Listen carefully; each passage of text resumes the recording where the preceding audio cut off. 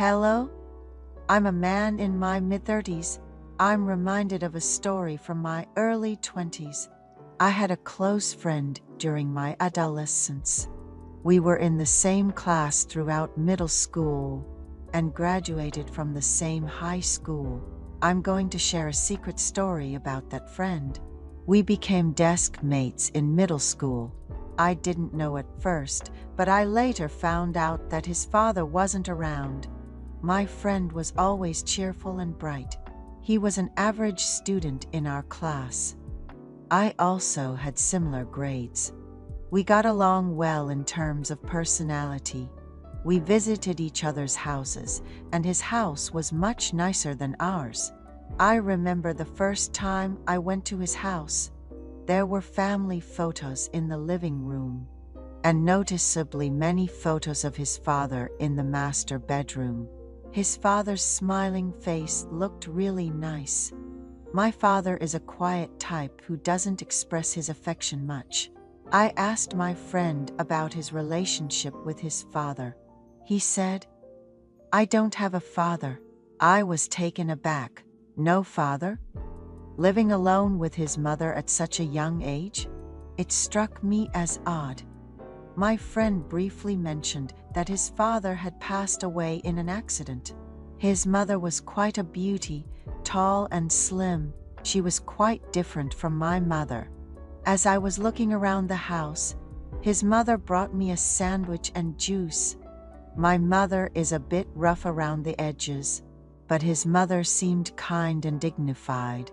Sitting in the living room, she asked me various questions and hoped that we could remain good friends. By the way, I heard that she gave science tutoring at home. If I had any questions while studying, she told me to mark them and ask her when I visited. I said okay. I had a great time at my friend's house that day. When I got home, I told my mother about it. I told her, "Mom, I've been getting along with a friend recently, and his mom does science tutoring at home." She said I could ask her anything if I don't understand.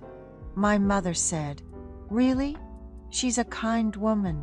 Take this opportunity to try to get into the top tier." After that day, my friend and I made a plan. We decided to take studying seriously. We agreed to stay away from our phones, attend cram school diligently, and take short breaks on weekends to clear our heads. Our grades started to improve little by little, and we were capable of applying to a high school known for its academic excellence. However, students who were much better at studying than us were accepted. We were assigned to a high school near our homes and began our grueling study journey. As adults say, it's hard to improve your grades in high school. We studied with all our might. Sometimes we went to his house to learn from his mother. She was a famous tutor in our neighborhood, known even across the river. Students flocked to their house, to the point where their doorstep was worn out, especially on weekends. I ended up attending the university I wanted, and my friend went to a pretty good school. Although it was far from home, that time, it felt like I had the world at my fingertips. My friend's mother invited us to a party at their house. I brought a small gift my mother had prepared, which was some beef for grilling. It was a token of gratitude for her tutoring efforts. She laughed at the gift and told us to enjoy ourselves and stay over for the night. They had a projector installed at their house, as she enjoyed watching movies at home.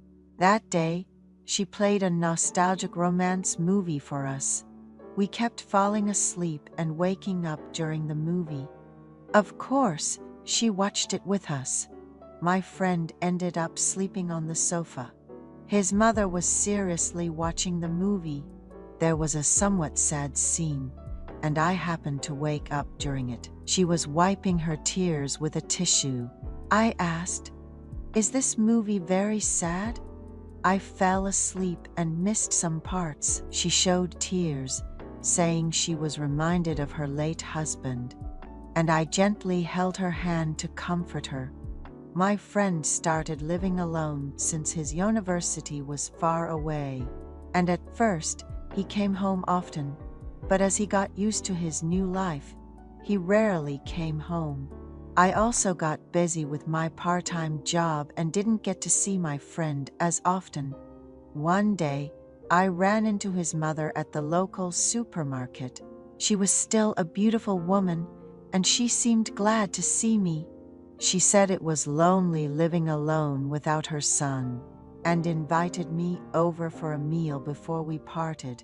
A few days later, she called to invite me over to watch a movie she recently enjoyed while having dinner. She said she never gets tired of watching the same movie several times. I felt uncomfortable going over to their house without my friend, but I couldn't refuse an adult's invitation and brought some strawberries to their house.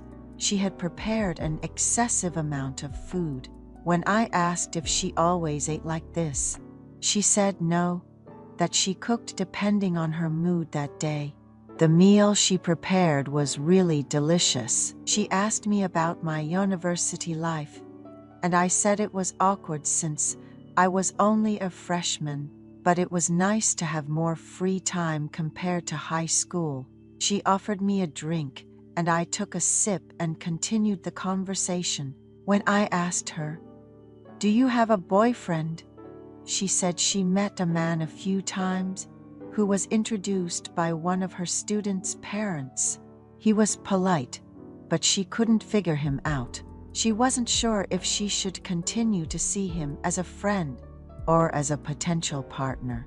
His business address turned out to be non-existent when she looked it up. I told her it's best not to date a man full of bluff and lies, even though I don't know much about it. She said she could live alone like this, but in reality, it was very lonely. Then she looked at me and asked, "Can you help me?" I didn't understand what she meant at first, so I couldn't answer. Seeing my hesitation, she gave me a big grin. That's when I realized her intention, and I awkwardly excused myself. After that day, I kept in touch with her occasionally. In fact, I contacted her more often. I couldn't tell anyone about our love relationship, especially not my friend. When my friend finished his freshman year and left for the military, his mother cried sorrowfully. I eased her loneliness with a blazing love. Can you imagine a relationship between a young man in his early 20s and a woman in her late 40s? At that time, I didn't have a girlfriend and had no interest in women. It was hard to find a woman as sophisticated, quiet, and feminine as her. Of course, there are good things about young girls my age, but it was not easy to find a woman who can converse and understand as broadly as she can from my perspective. She called me around her tutoring schedule, and I prioritized her over everything else. She said she had broken up with the man she was seeing. I was attracted to her because she looked beautiful. When she said she broke up with him and found me, a young man, more attractive, even though he had shown his feelings with gifts. She said her friends clearly divided when she became alone. She said some friends cut off contact when she became a widow. I heard later that they drew the line first, fearing she might ask for help, but she had the ability to stand on her own and had no reason to ask for help. Yet, she said she deleted all the contacts of those friends who drew the line, creating a situation where they were not ignoring her. And among the remaining friends, some interfered too much in her life. Especially, she was hurt by people who casually told her that a woman cannot live alone. She should get married soon, pretending to know her feelings. But she said she fell for me because I listened to her words. I showed maturity beyond my age. I planned a drive with her on a holiday. We took the highway to the seaside, and she screamed in joy like a child. She hadn't had the time to go out because of housework and tutoring, and she was happy to have such a luxury thanks to me. We checked into a motel with a view of the sea. She said she had been to such a place when she dated her husband and was happy to be back after a long time. She was in a very good mood that day, made noises she had never made at home, and we were able to have a good time several times because it was not a risky day. I had a good time with her until my mid-20s. When I went to the military, she brought me my favorite food, and I ate it shyly.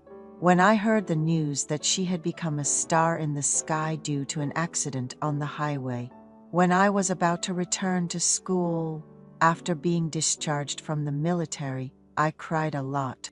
I visit the charnel house where her ashes are enshrined whenever I think of her, who was always warm to me and shyly called me her husband.